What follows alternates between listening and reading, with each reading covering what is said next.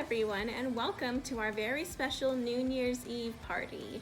My name is Brenna, and I'm a librarian here at the Lubbock Public Libraries, and we've put together a really fun activity sack for you to help celebrate the new year. So one of the things you'll find in our bag is a fun popper kit. It's really simple, and you'll have a lot of fun all day long with one of these. So what you'll find is a little Dixie cup, some pom-poms, a balloon, and you'll need to provide some tape. We didn't put that in the bag for you. And you'll also need some scissors. So if you need an adult to help you cut the balloon, grab your adult. Okay, so what we're gonna do first is take our cup and our balloon. We're going to cut our balloon just a little bit, not halfway, but just a little bit closer to the neck of the balloon. We don't want to have a ton left over. So let's see. Yeah, probably about there is good. It's always better to go a little bit longer than what you think you'll need, and you can trim it down if you need to. Okay, so we've got that much balloon. Don't know if you can see it very well. Yeah, here we go, that much balloon. And we're gonna put that on the bottom of our cup. But first, before we do that, we'll need to cut into our cup a little bit. So I'm just gonna poke it and just kind of cut out that bottom.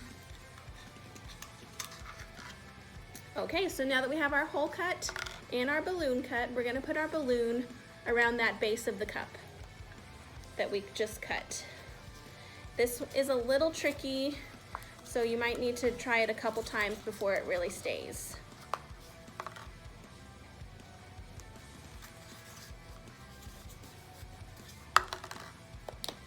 Ooh, told you it was tricky. Okay, and this is also where our tape comes in. We're gonna just cut off a little piece just to wrap around and secure that balloon tight to the cup. You don't wanna crumple your Dixie cup when you're doing this, so try to be careful about that, but just trying to get that balloon on the bottom of the cup with as little wrinkles to the cup as you can. Okay, so we've got our tape cut. Oh. All right, I'm just gonna set that aside. I cut my balloon too much, so you might just wanna cut your balloon halfway so that you have more to work with. Okay, now my balloon is back on, and then I'm just gonna wrap it around, wrap some tape around the cup. Okay, so now that our tape is secure around our cup, we're gonna load it up with some pom-poms. So then on the count of 3, 1, 2, 3. This will provide entertainment all day long, and it's a great way to celebrate when the clock strikes 12, right? Okay, so we've got another activity for you that we included in the bag. It's gonna be your year in review of 2020. We know this year has been really weird and different, so we thought this would be a fun way for you to reflect on the past year, all the good things, and also what to look forward to in 2021. So there's all sorts of questions on here. Favorite food, what's your favorite activity, your favorite book? We definitely want to know that one. And then it'll ask you about what were your 2020 highlights, as well as what do you look forward to in 2021. So you can fill that out. I'm gonna fill one out too. Let's see.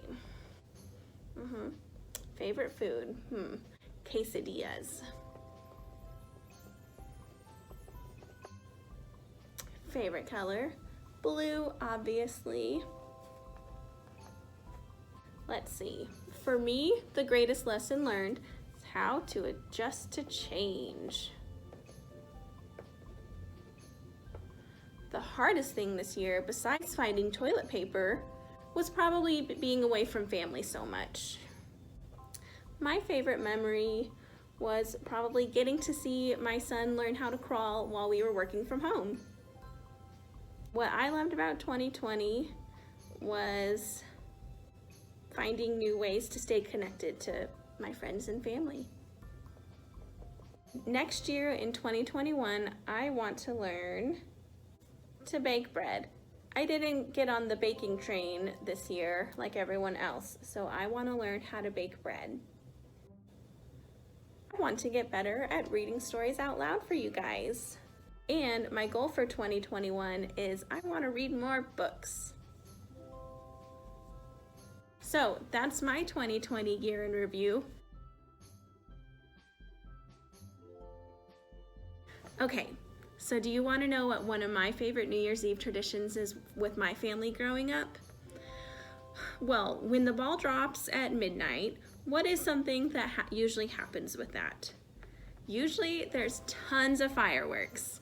So because we didn't really have fireworks growing up where I was at, what we would do is recreate fireworks using bubble wrap.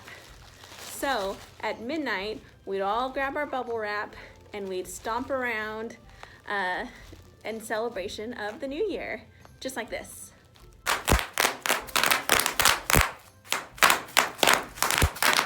So if you have any bubble wrap left over from Christmas, grab it and stomp on it when the clock strikes 12. Speaking of fireworks, I've got a great activity that reminds me a lot about fireworks. All right, now it's time to get to our science activity. Today we're going to be making magic milk. Have you ever done this at home before? So we're going to make fireworks out of milk, food coloring, and dish soap. So I've got my dish soap already in my container, and you'll need some cotton balls or Q-tips. And I've already got one cotton ball soaking because you want it to be really soaked with dish soap.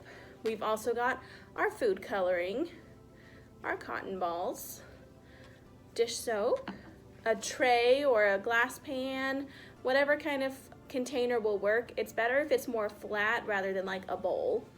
And then we've also got our milk. So let's make some magic milk.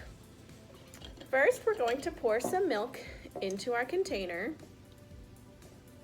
just like that. Then I'm gonna start dropping in some food coloring. You can do this however you want. So I'm just gonna make a pretty pattern.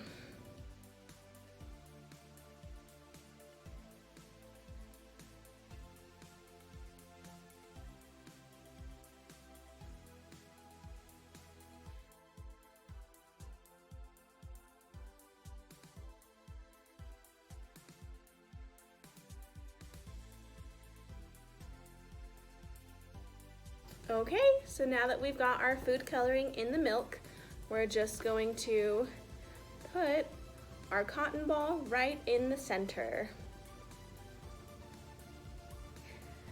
Let's take a closer look so that you guys can see what's happening. So what's happening here with the magic milk is when you put the dish soap in with the fatty milk, it starts to break up the fat molecules inside the milk. That's why dish soap helps you clean all those dirty dishes. We're just getting to see the real effects of it because of the food coloring.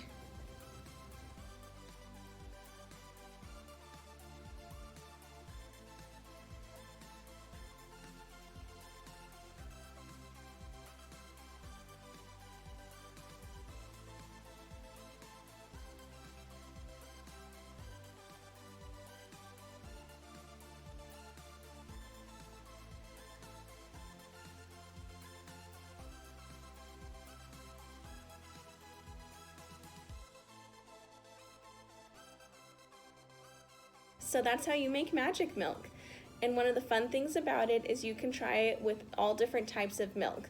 So for my experiment, I used whole milk, which has the most fat. What would happen if you used milk with different fat quantities in it, like 2% or skim milk? Why don't you try it and see what happens? Now, we know not everyone can stay up till midnight, so that's why we're having a New Year's Eve party. Did you see the video we did yesterday with Miss Caitlin where she made her very own countdown clock? If you haven't, check out the video on our Facebook or YouTube page to see how to create your very own countdown clock. Speaking of clocks, it's almost 12. We have to get to the balloon drop.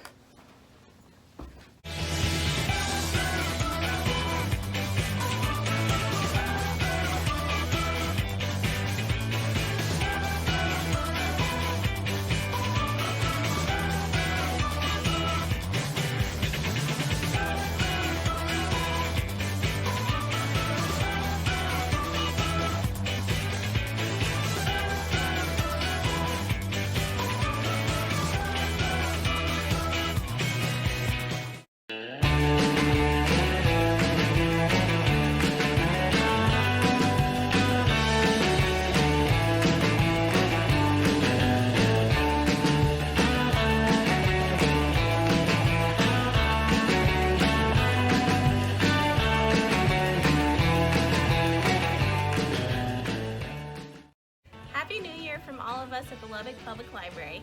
We hope this year brings you lots of joy, learning, and books.